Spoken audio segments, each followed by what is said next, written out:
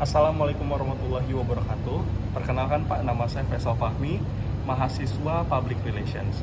Dan untuk di tugas besar kedua saya, dengan mata kuliah Pendidikan Agama Islam, saya ingin mempresentasikan PPT saya dengan judul Khalifah Ali bin Abi Thalib. Sekian dan terima kasih. Sejarah singkat dan prestasi Ali bin Abi Thalib sebagai khalifah. Ali bin Abi Thalib lahir di Mekah pada tahun 602 Masehi. Sejak umur 6 tahun, Ali bin Abi Thalib sudah tinggal bersama Rasulullah Shallallahu Alaihi Wasallam, sehingga sifat-sifat yang ada pada Ali adalah sifat-sifat yang beliau teladani dari Rasulullah. Ali bin Abi Thalib juga dikenal sebagai orang yang sangat cerdas. Karena kecerdasannya, Khalifah Abu Bakar, Khalifah Umar, dan Khalifah Utsman sering datang kepada Ali untuk minta pendapat dan minta bantuan pemecahan masalah yang sulit. Dan mengutip buku sejarah peradaban Islam oleh Ahmad Shaufi dan Hasmi Fadilah, setelah wafatnya Khalifah Utsman, Ali bin Abi Thalib terpilih sebagai menjadi penggantinya. Pada tahun 35 Hijriah, beliau dinobatkan menjadi khalifah keempat. Ali menjadi khalifah selama 5 tahun, yaitu dari tahun 35 Hijriah sampai beliau wafat pada tahun 40 Hijriah. Masuk Islam. Ketika Nabi Muhammad SAW menerima wahyu untuk pertama kalinya, para ahli sejarah berpendapat bahwa Ali adalah lelaki pertama yang mempercayai wahyu tersebut.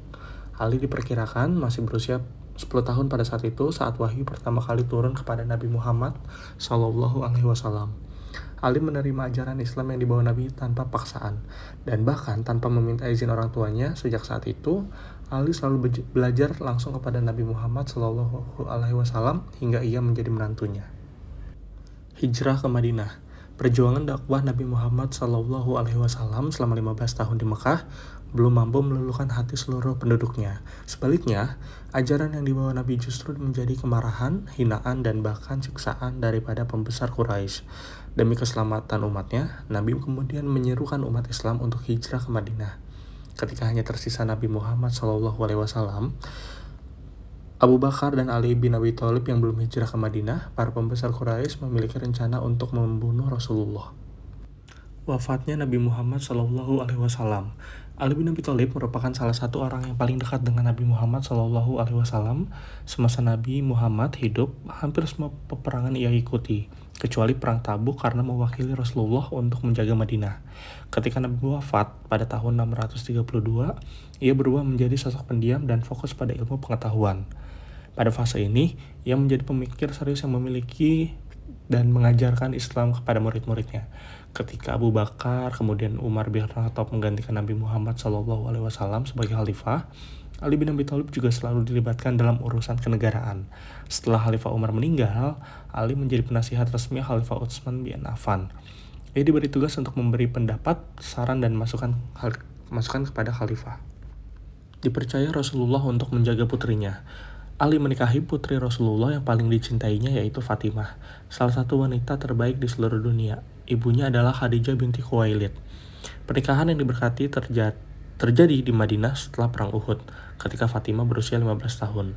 Dengan demikian, Ali mendapat kehormatan tambahan menjadi ayah dari keturunan Rasulullah SAW melalui putra-putranya dari Fatimah, yaitu Al-Hasan, Al-Husain, Zainab, dan Ummu Kulthum.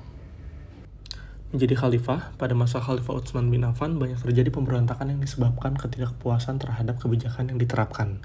Setelah Khalifah Utsman wafat dalam sebuah pemberontakan, keadaan semakin kacau. Kaum muslimin mendesak agar Ali dibaiat sebagai khalifah.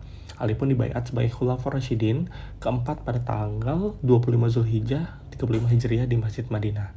Pada masa pemerintahannya, kekacauan masih banyak terjadi. Salah satunya disebabkan oleh tuntutan untuk menghukum pembunuhan Khalifah Utsman. Wafat. Khalifah Ali bin Abi Thalib wafat pada tanggal 29 Januari 661 atau 21 Ramadan 40 Hijriah. Penyebab meninggalnya adalah serangan seseorang yang bernama Abdurrahman bin Muljam. Ia diserang saat sedang sholat subuh di Masjid Agung Kufah pada 19 Ramadan 40 Hijriah atau 27 Januari 661. Sebelum meninggal, Ali memerintahkan anak-anaknya untuk tidak balas dendam dan menyerang orang Khawarij tersebut. Sekian dan terima kasih, Pak.